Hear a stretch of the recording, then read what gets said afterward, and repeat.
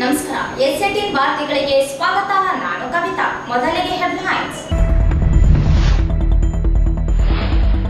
371 ಪೂರ್ಣ ಪ್ರಮಾಣದ ಅನುಷ್ಠಾನಕ್ಕೆ ಒತ್ತಾಯಿಸಿ ಜೂನ್ 15ರಂದು ಪಕ್ಷಾತೀತ ಬೃಹತ್ ಹೋರಾಟ. ಪಾರಸಮಲ್ ಸುಖಾಣಿ.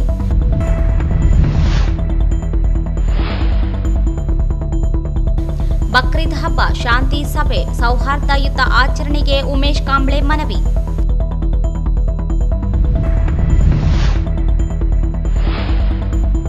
ಯೋಗ ದಿನಾಚರಣೆ ಅಂಗವಾಗಿ ಪತಂಜಲಿ ಯೋಗ ಸಮಿತಿಯಿಂದ ಜೂನ್ 16ರಿಂದ 12ರವರೆಗೆ ಉಚಿತ ಯೋಗ ಶಿಬಿರ. ವಿಠ್ಠಲರಾವ್.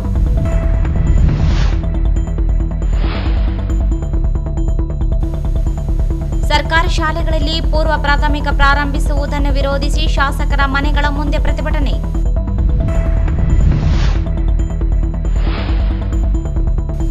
ಉದ್ಯೋಗ ನೀಡದ ರಾಮದುರ್ಗ ಪಿಡಿಒ ವಿರುದ್ಧ ಕ್ರಮಕ್ಕೆ ಆಗ್ರಹಿಸಿ ರೈತ ಸಂಘ ಮನವಿ.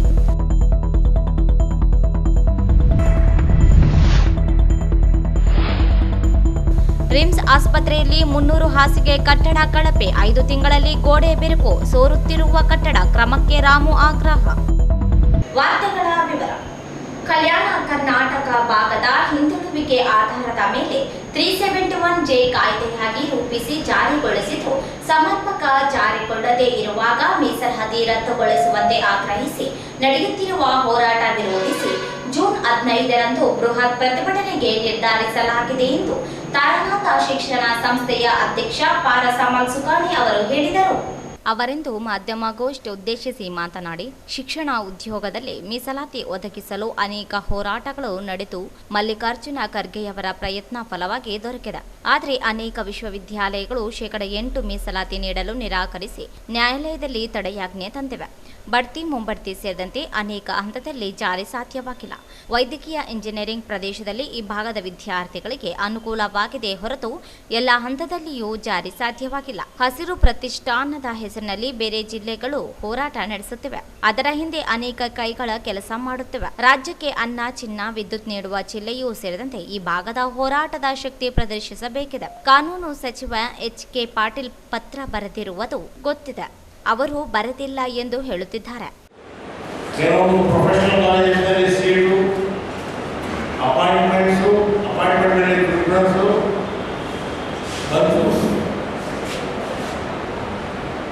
ಇದಕ್ಕೆ ಬಹಳ ದೊಡ್ಡ ಹೋರಾಟ ಮಾಡಬೇಕಾಗಿತ್ತು.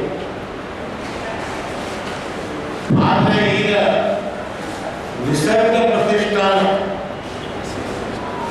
ಅದು ಎಲ್ಲಿಂದ ಹುಟ್ಟ್ಯಾರ, ಯಾರ ವಿಷಯ ಗೊತ್ತಿಲ್ಲ. ಅವರು ಹೋರಾಟ ಮಾಡಲಿದ್ದಾರೆ ಮೈಸೂರು ಭಾಗದಲ್ಲಿ, ಬೆಂಗಳೂರು ಭಾಗದಲ್ಲಿ, ಬೇರೆ ಬೇರೆ ಜಿಲ್ಲೆಗಳಲ್ಲಿ. ಈ ರಿಸರ್ವೇಷನ್ ಸಿಗಬಾರದು ಇವರಿಗೆ. ಈಗಾಗಲೇ ಹಲವಾರು ಯೂನಿವರ್ಸಿಟಿಗಳು ಸ್ಟೇ ತಂದಿದ್ದಾರೆ. ನಮ್ಮ ಮಕ್ಕಳಿಗೆ ರಿಸರ್ವೇಷನ್ ಸಿಗ್ತಾ ಇಲ್ಲ. 371 ಸಂಪೂರ್ಣ ಅನುಷ್ಠಾನದಲ್ಲಿ ಇನ್ನುವರೆಗೂ ಬಂದಿಲ್ಲ. ಕೆಲವೊಂದು ಮೆಡಿಕಲ್ ಸೀಟ್ ಸಿಕ್ಕಿರ್ಬೋದು. ನಮ್ಮ ಪಾಪರೆಡ್ಡಿ ಅವರು ಇವರು ಸಂಬಂಧಿಕರಿಗೆ ಕನಿಷ್ಠ 34 ಸೀಟ್ ಸಿಕ್ಕಿದೆ. ಅವರು ಬಹಳ ಹುಷಾರ.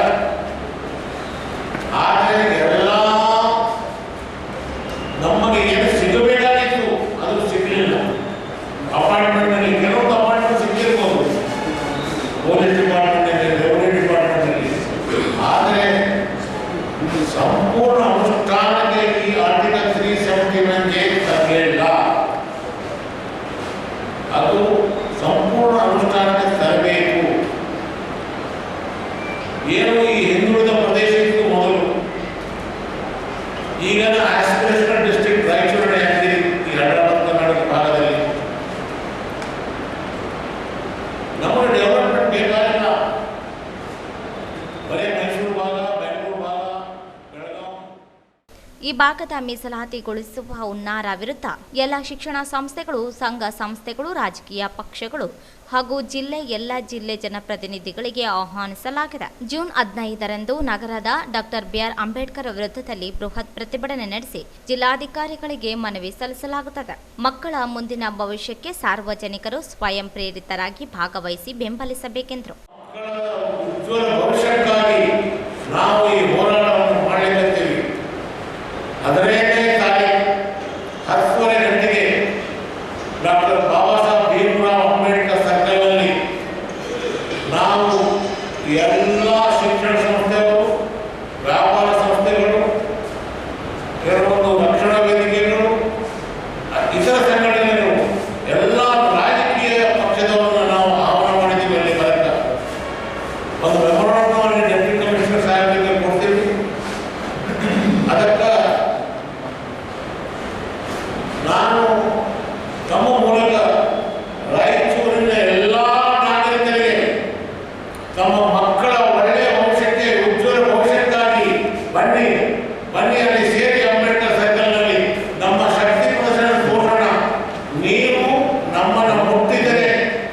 ನಿಮ್ಮ ರಿಸರ್ವೇಷನ್ ತೆಗೆದರೆ 11,000 ವಾರ್ಡ್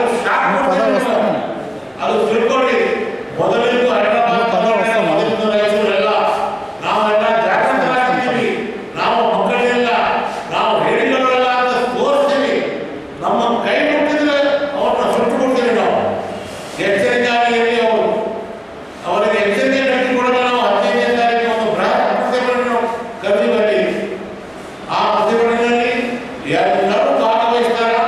ಗಮನವನ್ನು ಕೊಡ್ತೀವಿ. ಒಂದು ಡಿಟೇಲ್ ನಮ್ಮ ಬೇಡಿಕೆಯನ್ನು ಗಮನ ಮೂಲಕ ಕೊಡ್ತೀವಿ. ತಮ್ಮೆಲ್ಲರಿಗೂ ಆಹ್ವಾನ ಮಾಡ್ತೀನಿ. ದಯವಿಟ್ಟು ಬನ್ನಿ 10 ಗಂಟೆಗೆ 11ನೇ ತಾರೀಕು ಶನಿವಾರ ದಿವಸ. ಈ ಸಂದರ್ಭದಲ್ಲಿ ಮಾಜಿ ಶಾಸಕ ಎ ಪಾಪರೆಡ್ಡಿ, ಟ್ಯಾಗರ್ ಶಿಕ್ಷಣ ಸಂಸ್ಥೆಯ ಅಧ್ಯಕ್ಷ ಅಮರೇಶ್ ಪಾಟೀಲ್, ರಕ್ಷಣಾ ವೇದಿಕೆ ಜಿಲ್ಲಾಧ್ಯಕ್ಷ ಅಶೋಕ್ ಕುಮಾರ್ ಜೈನ್, ಹೈದರಾಬಾದ್ ಕರ್ನಾಟಕ ಹೋರಾಟ ಸಮಿತಿ ಉಪಾಧ್ಯಕ್ಷ ಡಾಕ್ಟರ್ ರಜಾಕ್ ಉಸ್ತದ್, ರಾಯಚೂರು ವಾಣಿಜ್ಯೋದ್ಯಮ ಸಂಘದ ಎಸ್ ಕಮಲಕುಮಾರ್, ಶರತ್ ಎಲ್ಲಿ, ಶ್ರೀಕಾಂತ ವಕೀಲ ಸೇರಿದಂತೆ ಅನೇಕರಿದ್ದರು.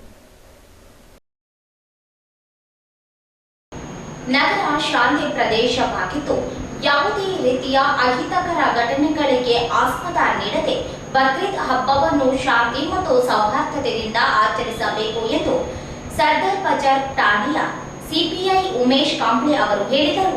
ನಗರದ ಸದರ್ ಬಜಾರ್ ಪೊಲೀಸ್ ಠಾಣೆಯಲ್ಲಿ ಬಕ್ರೀದ್ ಹಬ್ಬದ ನಿಮಿತ್ತ ಕರೆದ ಶಾಂತಿ ಪಾಲನೆ ಸಭೆಯಲ್ಲಿ ಮಾತನಾಡಿದರು. ರಾಯಚೂರು ನಗರ ಶಾಂತಿಗೆ ಹೆಸರುವಾಸಿಯಾಗಿದೆ. ಎಲ್ಲರೂ ಒಂದಾಗಿ ಭೇದ ಭಾವ ಮಾಡದೆ ಶಾಂತಿಯಿಂದ ಪ್ರತಿ ವರ್ಷ ಹಬ್ಬವನ್ನು ಆಚರಿಸುತ್ತಾ ಬಂದಿದೆ. ಈ ಬಾರಿಯೂ ಸಂಭ್ರಮದಿಂದ ಬಕ್ರೀದ್ ಹಬ್ಬವನ್ನು ಶಾಂತಿಯನ್ನು ಕಾಪಾಡಿಕೊಂಡು ಹೋಗುವುದರ ಜೊತೆಗೆ ಕಾನೂನು ಪಾಲನೆ ಮಾಡಿ ಹಬ್ಬವನ್ನು ಆಚರಿಸಬೇಕು ಎಂದರು. ಹಿಂದೂ ಮುಸ್ಲಿಂ ಬಾಂಧವರು ಒಗ್ಗಟ್ಟಾಗಿ ಶಾಂತಿಯಿಂದ ಹಬ್ಬ ಆಚರಿಸಬೇಕು. ಶಾಂತಿಗೆ ಭಂಗ ತರುವ ಕೆಲಸಗಳನ್ನು ಮಾಡಬಾರದು. ಶಾಂತಿಯುತವಾಗಿ ಆಚರಿಸಿದಾಗ ಮಾತ್ರ ಸಹಬಾಳ್ವೆ ಸಾಧ್ಯವೆಂದರು. ಈ ವೇಳೆ ಸಮಾಜದ ಮುಖಂಡರು, ಸಂಘ ಸಂಸ್ಥೆಗಳು ಮುಖಂಡರು ಮಾತನಾಡಿ ಅಭಿಪ್ರಾಯ ವ್ಯಕ್ತಪಡಿಸಿದರು. आप सबको ये हमारे पुलिस डिपार्टमेंट की तरफ से आप सबको शुक्रगुजार हूँ मैं। आप सबको इतना आपका तमाम वक्त छोड़ के इधर आके शांति सभा को आए बोल के ರಾಯಚೂರಲ್ಲಿ ಇವತ್ತುವರೆಗೂ ಯಾವುದೇ ಅಹಿತಕರವಾದ ಘಟನೆ ಆಗಿಲ್ಲ.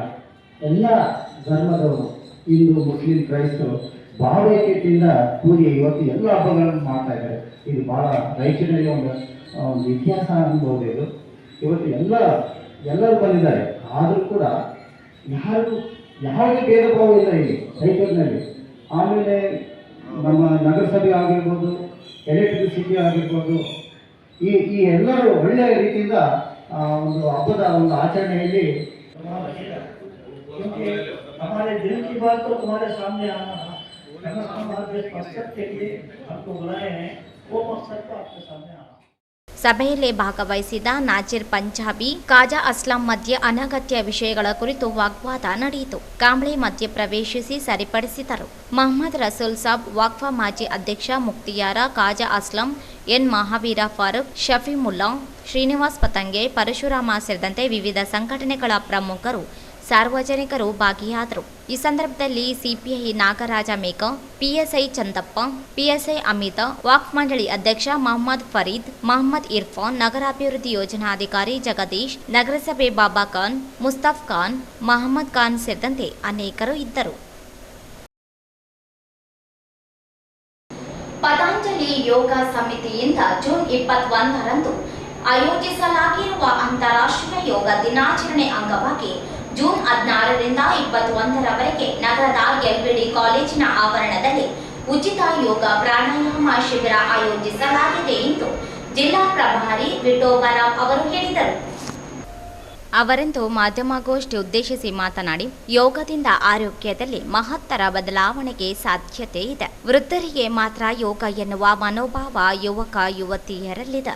ಎಲ್ಲರೂ ಯೋಗವನ್ನು ನಿಯಮಿತವಾಗಿ ರೂಢಿಸಿಕೊಂಡು ಸುದೀರ್ಘ ಕಾಲದ ರೋಗಗಳಿಂದ ಮುಕ್ತವಾಗಬಹುದಾಗಿದೆ. ಮಧುಮೇಹ, ರಕ್ತದೊತ್ತಡ, ಅಸ್ತಮಾ, ದಮ್ಮು, ನೆಗಡಿ, ಅಸಿಡಿಟಿ, ಬೆನ್ನು ನೋವು, ಮಂಡಿ ನೋವು ಸೇರಿದಂತೆ ಅನೇಕ ರೋಗಗಳು ನಿಯಂತ್ರಿಸಲು ಸಾಧ್ಯವಿರುವುದರಿಂದ ಎಲ್ಲ ವಯೋಮಾನದವರು ಯೋಗ ರೂಢಿಸಿಕೊಳ್ಳಬೇಕೆಂದರು. ಎಲ್ವಿಡಿ ಮಹಾವಿದ್ಯಾಲಯದ ಮೈದಾನದಲ್ಲಿ ಬೆಳಗ್ಗೆ 5:30ರಿಂದ 7 ಗಂಟೆಯವರೆಗೆ ನಡೆಯಲಿರುವ ಉಚಿತ ಯೋಗ ಶಿಬಿರದಲ್ಲಿ ಭಾಗವಹಿಸುವಂತೆ ಮನವಿ ಮಾಡಿದರು. ಪ್ರಾಣಾಯಾಮದ ಶಿಬಿರ ಹಮ್ಮಿಕೊಂಡಿದ್ದೇವೆ. ಇದೇ ಜೂನ್ 16ರಿಂದ 23ರವರೆಗೆ ಬೆಳಗ್ಗೆ 5:30ರಿಂದ 7 ಗಂಟೆಯವರೆಗೆ LVD ಕಾಲೇಜ್ ಮೈದಾನದಲ್ಲಿ ಈ ಯೋಗ ಶಿಬಿರ ಹಮ್ಮಿಕೊಂಡಿದ್ದೇವೆ. ಯೋಗ ಯಾಕೆ ಮಾಡಬೇಕು? ನಾವು ಜೀವನ ಯಾರಿಗಾಗಿ ಮಾಡ್ತೇವೆ? ನಮ್ಗಾಗಿ ಮಾಡ್ತೀವ? ನಮ್ಮ ಹೆಂಡತಿ ಮಕ್ಕಳಿಗಾಗಿ ಮಾಡ್ತೀವ? ನಮ್ಮ ಕುಟುಂಬಸ್ಥರ ಸಲುವಾಗಿ ಮಾಡ್ತೀವ? ಏನು ಸಮಾಜಕ್ಕೆ ಮಾಡ್ತೀವಿ? ಏನು ದೇಶಕ್ಕೆ ಮಾಡ್ತೀವಿ? ನಾವು ಯಾರಿಗಾದ್ರೂ ಮಾಡಲಿ, ಮತ್ತು ನಮ್ಮ ಆರೋಗ್ಯ ಒಳ್ಳೆಯದಿರಬೇಕು. ಆರೋಗ್ಯ ಒಳ್ಳೆಯದಿತ್ತು ನಮ್ದು ಅಂತಂದ್ರೆ ಆಮೇಲೆ ನಾವು ಇವೆಲ್ಲ ಇನ್ನೊಬ್ಬರಿಗೆ ನೋಡ್ಕೊಳ್ಳಿಕ್ಕೆ, ಸಮಾಜಕ್ಕೆ, ದೇಶಕ್ಕೆ ನಾವು ಮಾಡಲಿಕ್ಕೆ ಆಗ್ತದೆ. ಈಗ ಈ ಯೋಗ ಶಿಬಿರದಲ್ಲಿ ಶುಗರ್, BP, ಅಸ್ತಮಾ, ದಮ್ಮು, ಮತ್ತೆ ಮಂಡಿ ನೋವು, ಸೊಂಟ ನೋವು, ಬೆನ್ನು ನೋವು, ಶೀತ, ನೆಗಡಿ, ಕೆಮ್ಮು ಇವು ನಿವಾರಣೆಗೆ ನಾವು ಆಸನಗಳು, ಪ್ರಾಣಾಯಾಮ, ಅಕ್ಯುಪ್ರೆಷರ್ ಮತ್ತೆ ಮುದ್ರೆಗಳನ್ನು ಹೇಳ್ಕೊಡ್ತೇವೆ. ಈ ಯೋಗದಿಂದ ನಮ್ಮ ನೆನಪಿನ ಶಕ್ತಿ ವೃದ್ಧಿಯಾಗ್ತದೆ. ಸ್ವಲ್ಪ ವಯಸ್ಸಾದ್ಮೇಲೆ ಅಥವಾ ಈಗಿನ ನಮ್ಮ ಜೀವನ ಶೈಲಿಗೆ ಮರೆಯುವಂಥದ್ದು ಸ್ವಲ್ಪ ಜಾಸ್ತಿ ಆಗ್ತದೆ. ಯುವಕರೇ ಆಗಲಿ, ವಯಸ್ಸಾದವರೇ ಆಗಲಿ, ನೆನಪಿನ ಶಕ್ತಿ ಕಡಿಮೆ ಆಗ್ತದೆ. ಈ ಯೋಗದಿಂದ ನೆನಪಿನ ಶಕ್ತಿ ಪತಾಂಜಲಿ ಸಮಿತಿಯಿಂದ ಹೊರಬರುವ ಉತ್ಪನ್ನಗಳ ಕುರಿತು ಸುಪ್ರೀಂ ಕೋರ್ಟ್ ನೀಡಿರುವ ತೀರ್ಪಿನ ಮೇಲೆ ಸಮಿತಿ ರಚಿಸಲಾಗಿದೆ. ಈ ಕುರಿತು ಮತ್ತಷ್ಟು ಸಂಶೋಧನೆಗಳು ನಡೆದು ನಿರ್ಧಾರಕ್ಕೆ ಬರಲಾಗುತ್ತಿದೆ ಎಂದರು. ಈ ಸಂದರ್ಭದಲ್ಲಿ ಸಮಿತಿಯ JD ಪಾಟೀಲ್, ಅಂಚಿನ, ಬ್ರಹ್ಮ ಗಣೇಶ, ನಾಗರಾಜ ಗುಲ್ದದ್, ಲಕ್ಷ್ಮಣ ಮ್ಯಾಧಾರ, ರವಿ ದೋತರಬಂಡಿ ಸೇರಿದಂತೆ ಅನೇಕರು ಉಪಸ್ಥಿತರಿದ್ದರು. ಈಗ ಜಾಹೀರಾತು. ಶ್ರೀ ಶ್ರೀ ಶ್ರೀ ಮಹಾಮಾತೆ ಕಂಚು ಮಾರಿಯಮ್ಮ ದೇವಿ 286ನೇ ಜಾತ್ರಾ ಮಹೋತ್ಸವ ದಿನಾಂಕ 11/6/2024 ಮಂಗಳವಾರ ತೊಟ್ಟಿಲು ಸಮಾರಂಭ ಸಂಜೆ 5 ಗಂಟೆಯಿಂದ. ದಿನಾಂಕ 12/6/2024 ಬುಧವಾರ ಕುಂಭಮೇಳ ಬೆಳಿಗ್ಗೆ 7 ಗಂಟೆಯಿಂದ. ದಿನಾಂಕ 13/6/2024 ಗುರುವಾರ ರಥೋತ್ಸವ ಕಾರ್ಯಕ್ರಮ ಸಂಜೆ 6 ಗಂಟೆಯಿಂದ. ದಿನಾಂಕ 14/6/2024 ಶುಕ್ರವಾರ ಉಚ್ಚಯ ಕಾರ್ಯಕ್ರಮ ಸಂಜೆ 6 ಗಂಟೆಯಿಂದ. ಸಕಲ ಭಕ್ತಾದಿಗಳಿಗೆ ಹಾರ್ದಿಕ ಸ್ವಾಗತ ಕೋರುವವರು ಸನ್ಮಾನ್ಯ ಶ್ರೀ NS ಬೋಸರಾಜು, ಸಚಿವರು, ಸಣ್ಣ ನೀರಾವರಿ ಹಾಗೂ ವಿಜ್ಞಾನ ತಂತ್ರಜ್ಞಾನ ಇಲಾಖೆ, ಕರ್ನಾಟಕ ಸರ್ಕಾರ. ಶ್ರೀಮತಿ ನರಸಿಂಹಲು ಮಾಡಗಿರಿ, ಮಾಜಿ ಉಪಾಧ್ಯಕ್ಷರು ಹಾಗೂ ಹಾಲಿ ನಗರಸಭೆ ಸದಸ್ಯರು, ವಾರ್ಡ್ ನಂಬರ್ 20 ರಾಯಚೂರು. 4 ರಿಂದ 6 ವರ್ಷದೊಳಗಿನ ಮಕ್ಕಳಿಗೆ ಶಿಕ್ಷಣ ಇಲಾಖೆ ರೂಪಿಸುವ ಯೋಜನೆಗಳನ್ನು ನಿಲ್ಲಿಸುವಂತೆ ಸರ್ಕಾರದ ಮೇಲೆ ಒತ್ತಡ ಹೇರಲು ಶಾಸಕರ ಕಚೇರಿಗಳ ಮುಂದೆ ಕರ್ನಾಟಕ ರಾಜ್ಯ ಅಂಗನವಾಡಿ ನೌಕರರ ಸಂಘ CITU ಸಂಯೋಜಿತ ಜಿಲ್ಲಾ ಸಮಿತಿ ವತಿಯಿಂದ ಪ್ರತಿಭಟನೆ ನಡೆಸಿದರು. ನಗರದ ಶಾಸಕ ಶಿವರಾಜ್ ಪಾಟೀಲ್ ಮತ್ತು ಗ್ರಾಮೀಣ ಶಾಸಕ ದದ್ದಲ್ ಬಸನಗೌಡ ಅವರ ಕಚೇರಿ ಮುಂದೆ ಪ್ರತ್ಯೇಕವಾಗಿ ಪ್ರತಿಭಟನೆ ನಡೆಸಿ ಮನವಿ ಸಲ್ಲಿಸಿದರು. ಮಕ್ಕಳಿಗೆ ಪೌಷ್ಟಿಕ ಆಹಾರ, ಆರೋಗ್ಯದ ಸವಲತ್ತುಗಳು ಮತ್ತು ಆರಂಭಿಕ ಶಿಕ್ಷಣ ನೀಡುವುದಕ್ಕಾಗಿ ಅಂಗನವಾಡಿ ಕೇಂದ್ರಗಳ ಸ್ಥಾಪನೆ ಮಾಡಲಾಗಿದೆ. ಈಗ 4 ವರ್ಷದ ಮೇಲ್ಪಟ್ಟು ಮಕ್ಕಳು ಸರ್ಕಾರಿ ಶಾಲೆಗೆ ಹೋದರೆ ಅಂಗನವಾಡಿ ಕೇಂದ್ರಗಳಲ್ಲಿ ಮಕ್ಕಳಿಲ್ಲದೆ ಕೇಂದ್ರಗಳನ್ನು ನಿಧಾನಗತಿಯಲ್ಲಿ ಅನುದಾನಗಳು ಬಂದ್ ಆಗಲಿವೆ. ಶಿಕ್ಷಣ ಇಲಾಖೆ ಈಗ ಪ್ರಾರಂಭಿಸುವ LKG, UKGಗೆ ದಾಖಲಾಗುವ ಮಕ್ಕಳು ICDSನಲ್ಲಿ ಈಗಾಗಲೇ ದಾಖಲಾಗಿರುವುದರಿಂದ 2 ಕಡೆ ಮಕ್ಕಳು ದಾಖಲು ಆಗುತ್ತಿದೆ. ಶಿಕ್ಷಣ ಇಲಾಖೆಯಲ್ಲಿ ಹೇಳಿಕೊಡುವ ಅನೌಪಚಾರಿಕ ಶಿಕ್ಷಣವನ್ನು ಮತ್ತು ABCD ಇಂಗ್ಲಿಷ್ ವರ್ಣಮಾಲೆ ಮತ್ತು ಪದಕುಂಚವನ್ನು ಮಾತ್ರವೇ ಬೋಧಿಸುವುದು ಇದೆ. ಮಕ್ಕಳ ಅಪೌಷ್ಟಿಕತೆಯೆಡೆಗೆ ಅವರ ಗಮನವಿರುವುದಿಲ್ಲ. ಅಂಗನವಾಡಿ ಕೇಂದ್ರ, ಪೂರ್ವ ಪ್ರಾಥಮಿಕ ಶಿಕ್ಷಣ ಮತ್ತು ಪೌಷ್ಟಿಕತೆ ಎರಡರ ಬಗ್ಗೆಯೂ ಕಾಳಜಿ ವಹಿಸಲಾಗುತ್ತದೆ. ಶಿಕ್ಷಣ ಇಲಾಖೆಯಲ್ಲಿ PUC, D.Ed ಮಾಡಿರುವ ಯುವಕ ಯುವತಿಯರನ್ನು ಅತಿಥಿ ಶಿಕ್ಷಕರು ಎಂದು ನೇಮಿಸಲು ಸೂಚಿಸಲಾಗಿದೆ. ಈಗಿನ ಯುವಕ ಯುವತಿಯರು 30 ಮಕ್ಕಳನ್ನು ನೋಡಿಕೊಳ್ಳಲು ಪ್ರಾಯೋಗಿಕವಾಗಿ ಸಾಧ್ಯವಿದೆಯೇ? ಮಾತ್ರವಲ್ಲ, ಅವರಿಗೆ ಇಂಗ್ಲಿಷ್ ನೈಪುಣ್ಯತೆ ಇರಲು ಸಾಧ್ಯವೇ ಎಂದು ಪ್ರಶ್ನಿಸಿದರು.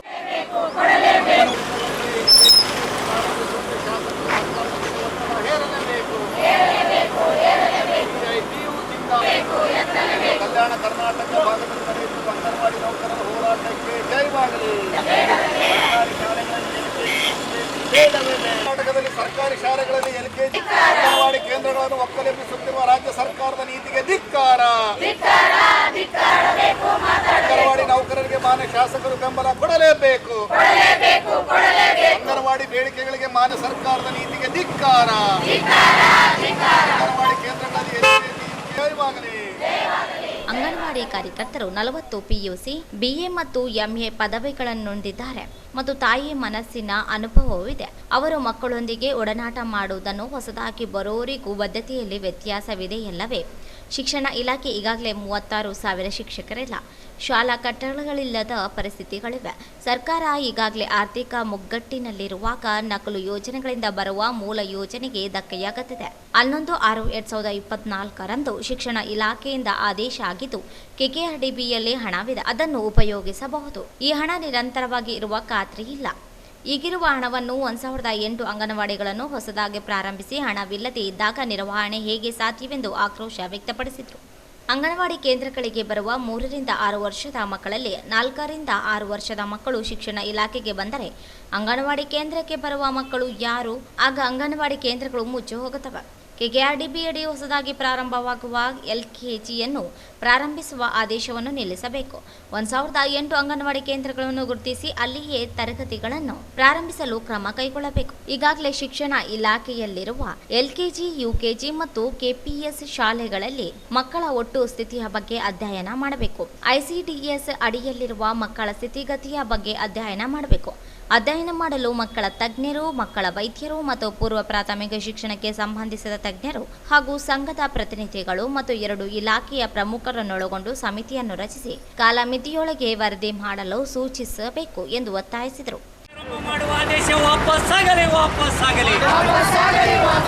ಅಂಗನವಾಡಿ ಕೇಂದ್ರಗಳನ್ನು LKG, UKG ಕೇಂದ್ರಗಳಾಗಿ ಮೇಲ್ದರ್ಜೆಗೆ ಏರಿಸಲೇಬೇಕು.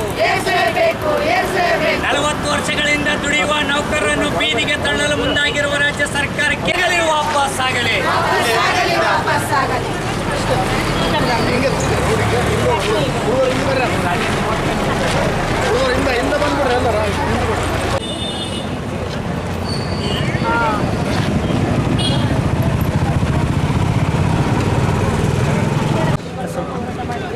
ಆದರೂ ಕೂಡ ಬಹಳ ವರ್ಷಗಳಿಂದ ನಾವು LKG, UKG ಅಂಗನವಾಡಿ ಕೇಂದ್ರಗಳಲ್ಲಿ ಪ್ರಾರಂಭಿಸಬೇಕಂತ ನಾವು ಸರ್ಕಾರಕ್ಕೆ ಒತ್ತಡ ತರ್ತಾನೆ ಇದ್ದೀವಿ.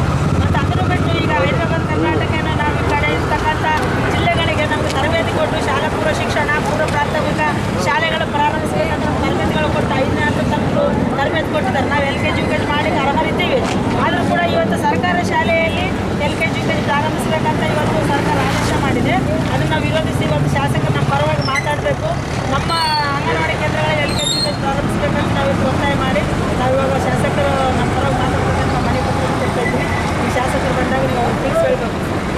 ನಾವು ಭಾಳ ವರ್ಷಗಳಿಂದ ನಾವು ಕಡಿಮೆ ಸಂಬಳ ಕೊಡುವಂಥವ್ರಿದ್ದೀವಿ. ಈಗ ನಮ್ಮ ಅದಂತರ ನಮ್ಮನ್ನ ಅಂಗನವಾಡಿ ಕೇಂದ್ರದಲ್ಲಿ ಮಕ್ಕಳನ್ನು ನಾವು ಸರ್ಕಾರಿ ಶಾಲೆ ಕಳಿಸಿದ್ರೆ ಅಂಗನವಾಡಿ ಕೇಂದ್ರದಲ್ಲಿ ಮಕ್ಕಳೇ ಇರೋದೇ ಇಲ್ಲ. ಆ ಮಕ್ಕಳಿಲ್ಲ ಅಂತಂದರೆ ಅಂಗನವಾಡಿ ಆಯ ಮತ್ತು ಟೀಚರು ಇಬ್ಬರು ಮನೆಗೆ ಹೋಗೋ ಪರಿಸ್ಥಿತಿ ಬರ್ತದೆ. ಯಾಕಂದರೆ 3 ವರ್ಷದೊಳಗಿನ ಮಕ್ಕಳು ಕೂಡ ನಮ್ಮ ಮನೆ. ಈ ಸಂದರ್ಭದಲ್ಲಿ ಅಧ್ಯಕ್ಷೆ H. ಪದ್ಮ, ಗೋಕುರಮ್ಮ, ವರಲಕ್ಷ್ಮಿ, ಕಾರ್ಯದರ್ಶಿ ನರ್ಮದಾ, ಖಜಾಂಚಿ ವೀರಕೋಟ ಗಂಗಮ್ಮ, ಇಂದಿರಮ್ಮ, ಲಕ್ಷ್ಮಿ, ರೆಹಮತ್, ಗೀತಾಂಜಲಿ, ರೇಖಾ ಸೇರಿದಂತೆ ಅನೇಕರು ಇದ್ದರು. ನರೇಗಾದಡಿ ಕೆಲಸಕ್ಕೆ ಅರ್ಜಿ ಹಾಕಿದ್ರೂ ಸ್ಪಂದಿಸದ ರಾಮದುರ್ಗ ಗ್ರಾಮ ಪಂಚಾಯಿತಿ ಅಭಿವೃದ್ಧಿ ಅಧಿಕಾರಿ ರವಿಚಂದ್ರ ವಿರುದ್ಧ ಕ್ರಮ ತೆಗೆದುಕೊಳ್ಳಬೇಕು ಎಂದು ಕರ್ನಾಟಕ ರಾಜ್ಯ ರೈತ ಸಂಘ ಹಾಗೂ ಹಸಿರು ಸೇನೆ ಜಿಲ್ಲಾ ಘಟಕದಿಂದ ಜಿಲ್ಲಾ ಪಂಚಾಯಿತಿ ಯೋಜನಾಧಿಕಾರಿಗೆ ಮನವಿ ಸಲ್ಲಿಸಿದರು.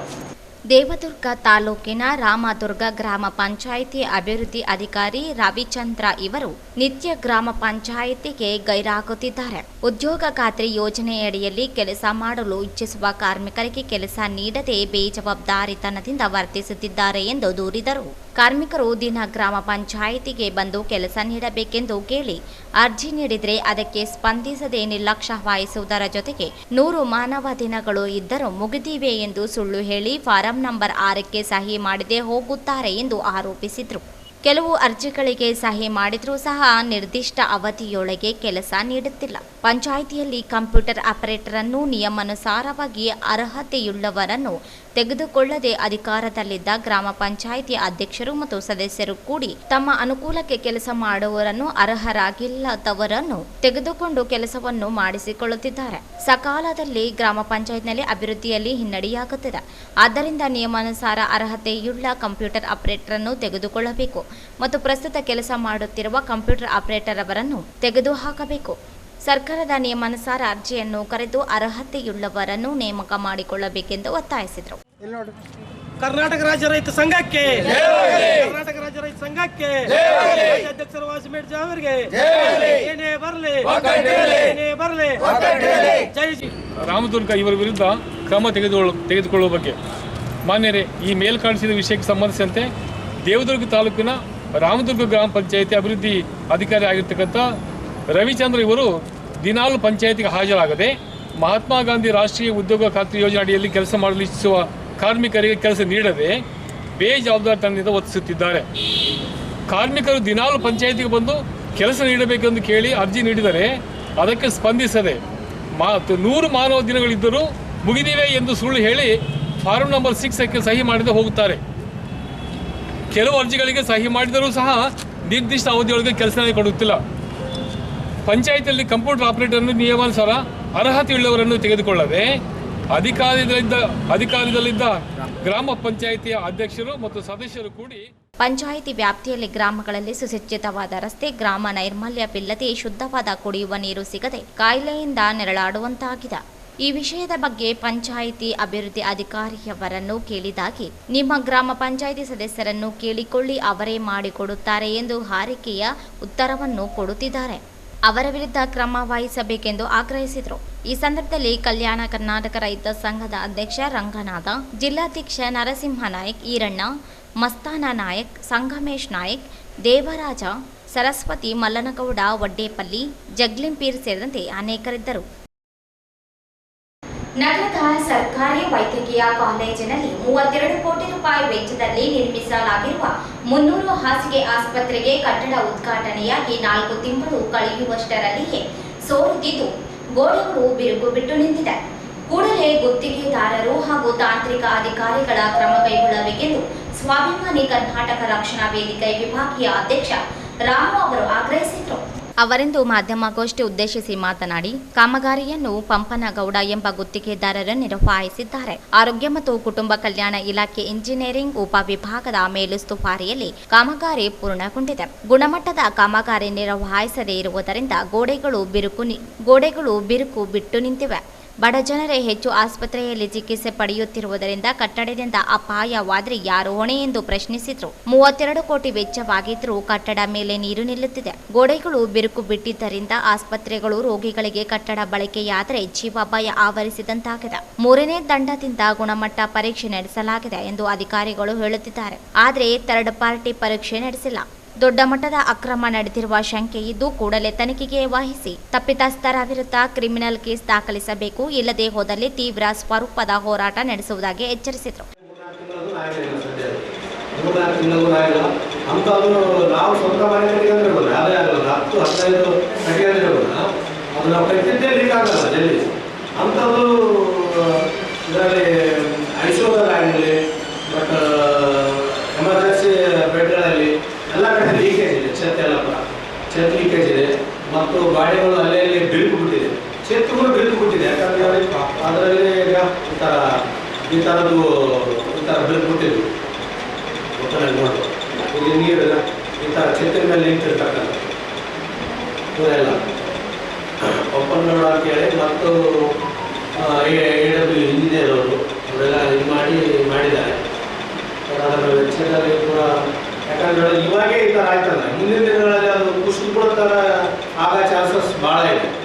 ಮತ್ತು ಅದಕ್ಕೆ ಥರ್ಡ್ ಪಾರ್ಟಿ ಇನ್ಫೆಕ್ಷನ್ ಆಗ್ಯದ ಅಂತ ಹೇಳ್ತಾರೆ. ನಾನು ಮೊನ್ನೆ ನಾನು ಕೇಳಿದ್ದೀನಿ, ಏನು ಸರ್ ಥರ್ಡ್ ಪಾರ್ಟಿ ಇನ್ಫೆಕ್ಷನ್ ಆಗ್ಯದೇನು ಅಂತ ಕೇಳಿದ್ರೆ ಅವರೇನಂತರ ಆಗಿದೆ ಥರ್ಡ್ ಪಾರ್ಟಿ ಇನ್ಫೆಕ್ಷನ್ ಅಂತ. ನನಗೆ ಅನ್ಸರ್ ಮಾಡಿದ್ರೆ ಆಗಿಲ್ಲ ಅಂತ.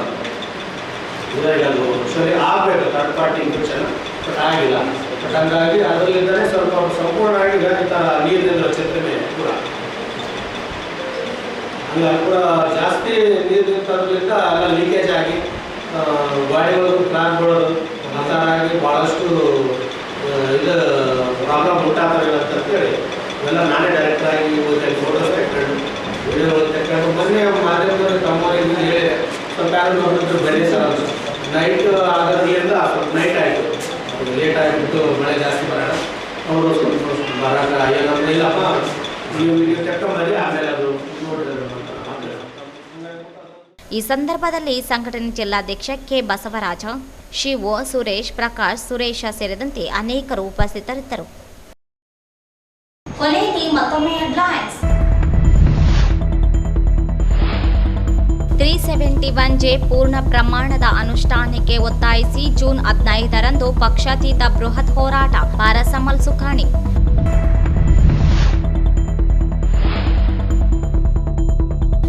ಬಕ್ರೀದ್ ಹಬ್ಬ ಶಾಂತಿ ಸಭೆ ಸೌಹಾರ್ದಯುತ ಆಚರಣೆಗೆ ಉಮೇಶ್ ಕಾಂಬ್ಳೆ ಮನವಿ.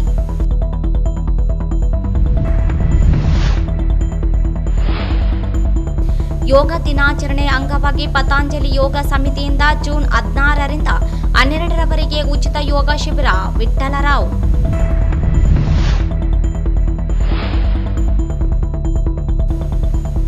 ಸರ್ಕಾರಿ ಶಾಲೆಗಳಲ್ಲಿ ಪೂರ್ವ ಪ್ರಾಥಮಿಕ ಪ್ರಾರಂಭಿಸುವುದನ್ನು ವಿರೋಧಿಸಿ ಶಾಸಕರ ಮನೆಗಳ ಮುಂದೆ ಪ್ರತಿಭಟನೆ.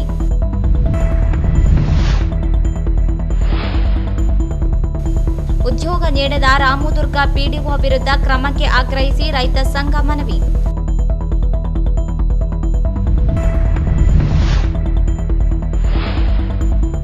ರಿಮ್ಸ್ ಆಸ್ಪತ್ರೆಯಲ್ಲಿ 300 ಹಾಸಿಗೆ ಕಟ್ಟಡ ಕಳಪೆ, 5 ತಿಂಗಳಲ್ಲಿ ಗೋಡೆ ಬಿರುಕು, ಸೋರುತ್ತಿರುವ ಕಟ್ಟಡ ಕ್ರಮಕ್ಕೆ ರಾಮು ಆಗ್ರಹ. ಇಲ್ಲಿಗೆ ವಾರ್ತಾ ಪ್ರಸಾರ ಮುಕ್ತಾಯವಾಯಿತು. ಮುಂದಿನ ವಾರ್ತೆಗಳೊಂದಿಗೆ ಭೇಟಿಯಾಗೋಣ. ವಂದನೆಗಳು.